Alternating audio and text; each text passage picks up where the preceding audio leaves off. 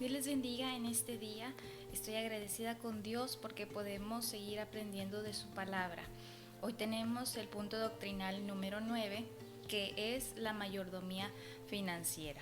Así que quisiera que abrieran su Biblia en Proverbios capítulo 3, versículo 9, el cual nos habla acerca de un texto que nos va a ayudar mucho en esta clase.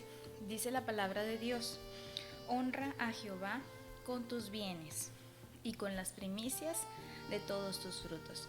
Y para esto quisiera que buscáramos la definición de la palabra honrar.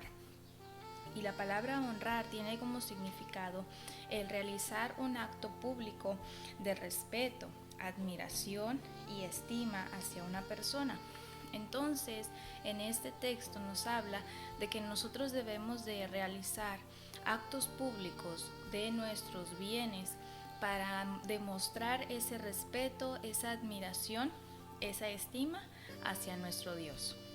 Algo muy importante que debemos de recordar, que manera de honrar a Dios con nuestros bienes pues se divide en tres, es decir, en los diezmos, las primicias y la ofrenda.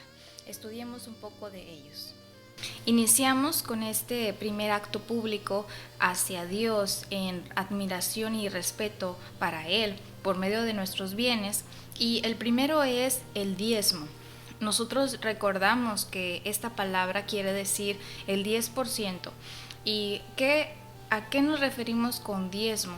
Bueno, nosotros creemos en que el diezmo es algo que Dios estableció para que nosotros tengamos una manera de darle la honra a Él y reconocer que de Él vienen todas las cosas. En Génesis capítulo número 14, Abraham da los diezmos.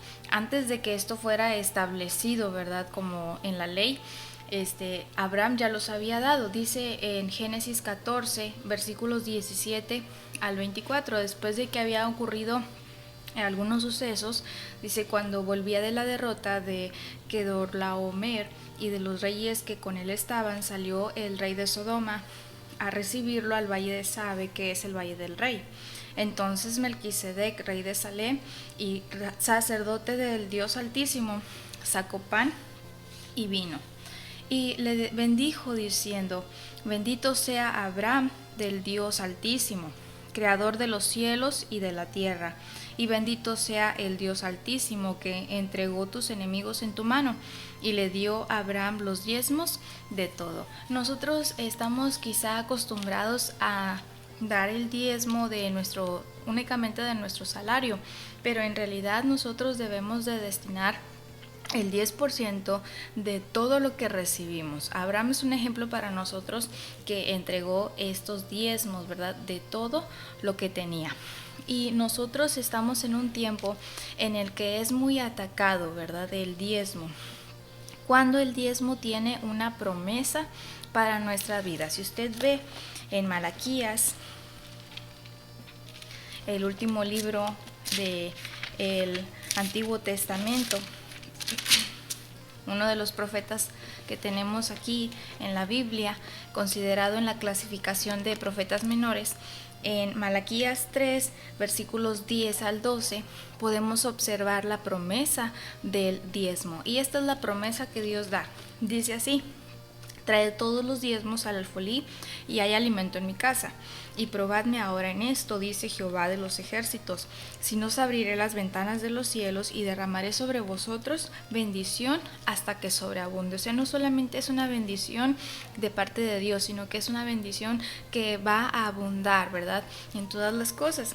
Sigue diciendo esta promesa: reprenderé también por vosotros al devorador, y no os destruirá el fruto de la tierra, ni vuestra vid en el campo será estéril, dice Jehová de los ejércitos. Dice el 12: y todas las naciones os dirán: bienaventurados, porque seréis tierra deseable, dice Jehová de los ejércitos. A lo mejor nosotros pues pensamos, no tenemos tierras como ellos las tenían en ese entonces, porque ellos daban el diezmo de pues todo el trabajo que realizaban en lo que era la tierra.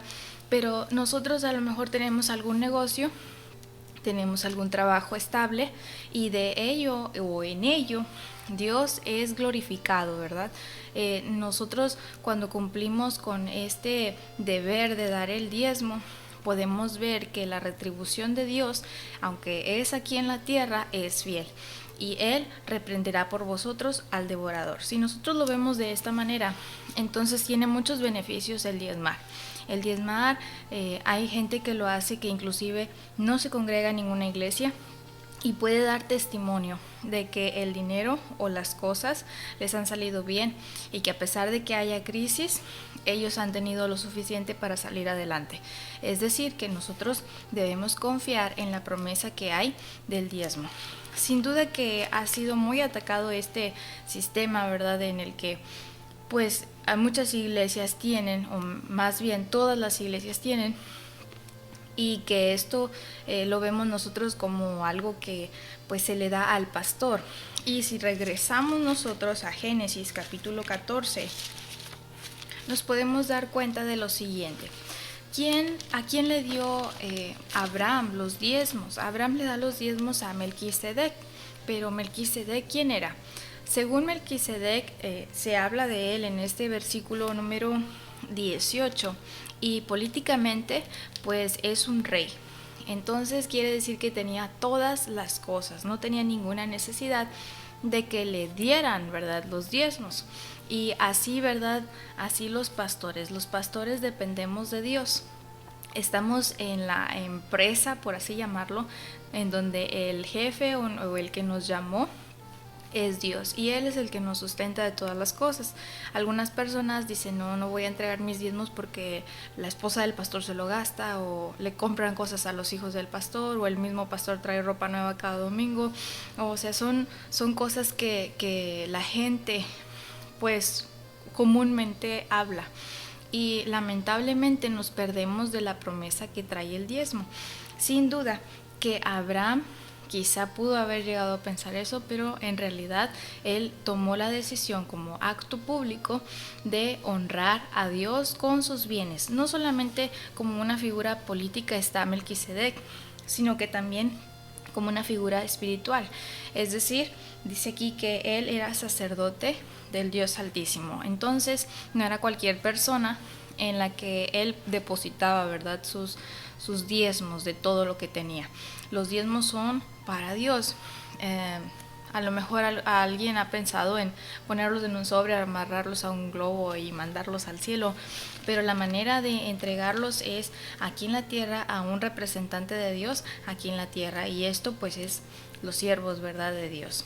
Seguimos hablando acerca de esto. Y no solamente tenemos el diezmo, también tenemos las primicias. Y si ustedes ven en Génesis capítulo 4, nos encontramos con Caín y Abel. Y vamos a enfocarnos un poco en Abel. Abel nos da un ejemplo de las primicias. ¿Y qué es la primicia? Bueno, recordemos que su mismo nombre lo dice, es lo primero, ¿verdad? Lo primero de lo primero. Algunas personas tienen árboles frutales en los que ya están los retoños, ¿verdad?, del fruto en el árbol, pero aún así hay uno que es el primero en madurar, que cae o que está listo para poderlo nosotros disfrutar.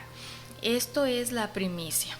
Entonces tenemos en Génesis capítulo 4, versículo 4, dice la palabra de Dios: y Abel trajo también de los primogénitos de sus ovejas, de lo más gordo de ellas. Y miró Jehová con agrado a Abel y a su ofrenda. Entonces nosotros debemos de enfatizar en esto. Él dice, trajo de lo primogénito de sus ovejas, luego dice, de lo más gordo, o sea, lo más bonito, ¿verdad? Lo más especial, lo más valioso. Actualmente muchas personas pues no tienen este tipo de ganados o de árboles frutales o de cosechas en las que puedan dar sus primicias. Hay gente que todavía realiza estos actos, ¿verdad?, a pesar de que son árboles frutales de sus hogares, árbol de mango, árbol de frutas, en los que ellos llevan a la iglesia, ¿verdad? Sus primicias. Y es válido, es bíblico, pero también hay personas que han implementado la primicia como algo en lo que está en su trabajo, su negocio. Hay personas que ponen un negocio y dicen, esto es lo primero que vendí, esta cantidad va como primicia. Este primer sueldo que recibo va como primicia. Ahora, ¿qué representa la primicia? Si bien el diezmo representa un acto, ¿verdad?, con Dios, en el que Él nos muestra su fidelidad porque tiene una promesa. Y la primicia es un acto público en el que nosotros demostramos que dependemos completamente de Dios. ¿Usted y yo en realidad dependemos completamente de Dios? Claro que sí, porque Él es el que nos da todas las cosas. Inclusive si hay un nuevo trabajo, Dios ha abierto las puertas. Inclusive si está el fruto en nuestro hogar, ¿verdad?, de algún árbol frutal, Dios está ahí, ¿verdad? Es decir, ¿cuánta gente pone árboles frutales y no les da fruto? ¿Cuánta gente está pidiendo por un trabajo y no lo puede conseguir? Entonces todas las cosas nos las da Dios. Por eso debemos de reconocer que Él dependemos completamente de Él. Para continuar con esto, tenemos también lo que es la ofrenda. En Éxodo capítulo 25 podemos encontrar acerca de la ofrenda. Y la ofrenda la pide Dios. Dice en el versículo 1, 2 y 3, dice así: Jehová habló a Moisés diciendo, di a los hijos de Israel que tomen para mí ofrenda de todo varón, que la diere de su voluntad, corazón, tomaréis mi ofrenda. Y comienza a dar una lista de toda la ofrenda, ¿verdad?, que estaba pidiendo el Señor. Ahora, son dos cosas muy importantes, la voluntad y el corazón. Es decir, la gente acostumbra a que cuando está en la iglesia y va a dar su ofrenda, pues agarra lo que le sobra o lo que trae a la mano, pero la ofrenda es algo con lo que debemos nosotros preparar.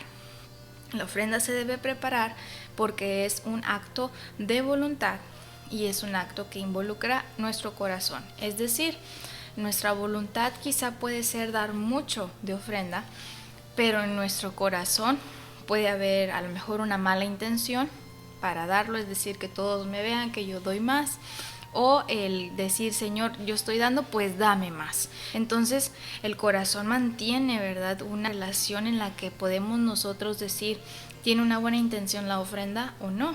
Y es algo que nosotros tenemos.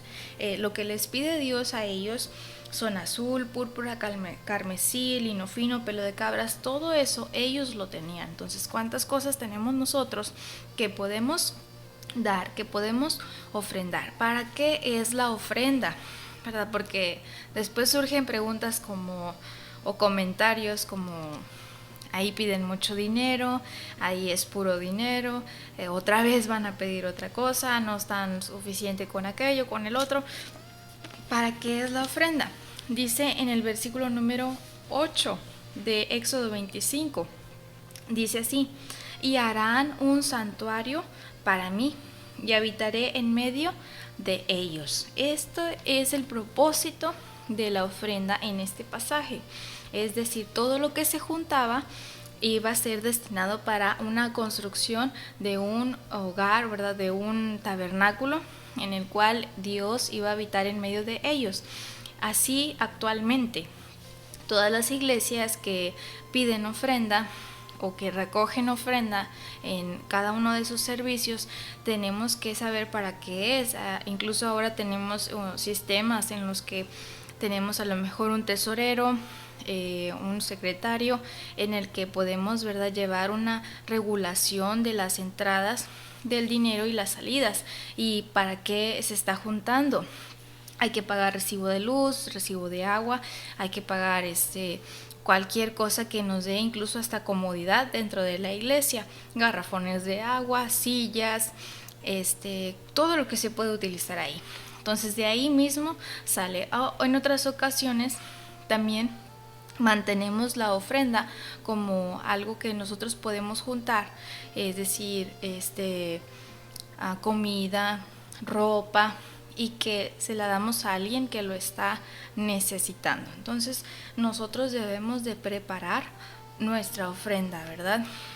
Con voluntad buena y de corazón.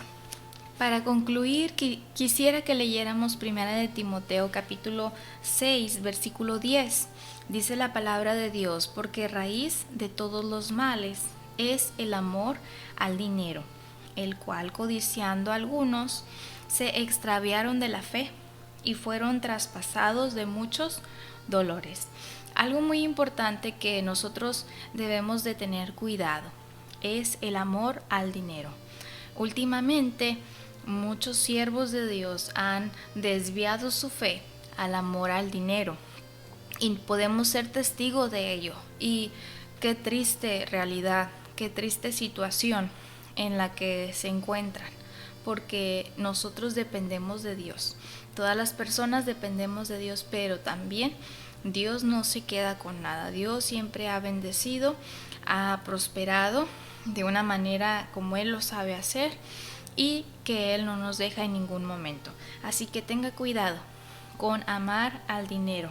Cuando nosotros cumplimos con honrar a Dios con nuestros bienes, es decir, con nuestros diezmos, con nuestra ofrenda e inclusive con algunas primicias, estamos demostrando que no amamos el dinero. Y cuando nosotros demostramos esto a Dios, Dios nos da mucho más. Siempre y cuando cumplamos con estos actos, ¿verdad? Estos 3 actos de honrar a Dios con nuestros bienes. Y claro que podemos añadirle muchas otras cosas más, pero el Señor tiene misericordia y tiene cuidado de nosotros en todo momento. Quisiera añadir un sistema en el que nosotros podemos ahorrar, ¿verdad? Si usted recuerda en Génesis capítulo 41, recordando la historia de José el soñador y cómo tuvo el encuentro con el faraón. El faraón había tenido 2 sueños, y en estos sueños pues Dios le estaba mostrando algunas cosas. Dice en el versículo número 28 del capítulo 41 de Génesis: esto es lo que responda a Faraón, lo que Dios va a hacer lo ha mostrado a Faraón. Aquí vienen 7 años de gran abundancia en toda la tierra de Egipto, y tras ellos seguirán 7 años de hambre, y toda la abundancia será olvidada en la tierra de Egipto, y el hambre consumirá la tierra. Algo que Dios le había mostrado a Faraón por medio del sueño era que iba a haber tiempo de abundancia, pero también iba a haber tiempo de escasez. Y quisiera que lo recordaras. Va a haber un tiempo en el que vas a tener abundancia, es decir, vas a recibir dinero, vas a tener ofertas, vas a todo lo que es respecto a las finanzas. Pero va a haber un tiempo en el que las cosas van a cambiar y no va a haber esa abundancia, sino que va a haber escasez. Y tú y yo y nuestra familia debe estar preparado para ello. Entonces, en estos 7 años, ¿verdad?, que ellos tenían como de abundancia, ellos se prepararon y ellos quintearon, ¿verdad? Dice así en el versículo número 34: haga esto Faraón y ponga gobernadores sobre el país y quintee la tierra de Egipto en los 7 años de la abundancia, y junten toda la provincia de estos buenos años que vienen, y recojan el trigo bajo la mano de Faraón para mantenimiento de las ciudades, y guárdenlo.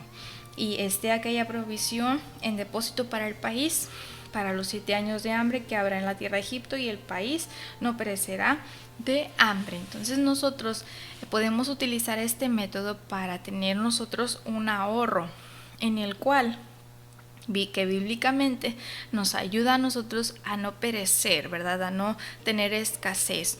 Y claro que siempre ocurre algún accidente o ocurre alguna emergencia, una situación que nos transforma inmediatamente, y debemos de estar preparados para ello. Y es algo importante, ¿verdad?, que debemos de hacer. Dice en el versículo número 47: en aquellos 7 años de abundancia la tierra produjo a montones. O sea, a lo mejor va a haber un tiempo en el que vamos a recibir mucho de parte de Dios, pero también va a haber un tiempo en el que eso se va a calmar.